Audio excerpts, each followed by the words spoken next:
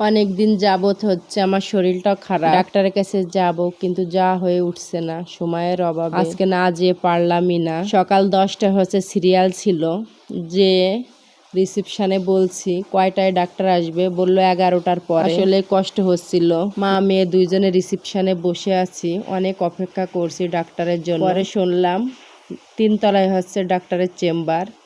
লিফটে যেতে গেলাম, লিফটটা বন্ধ, যেতে পারলাম না, পায়ে হেঁটেই 3তলায় চলে গেলাম।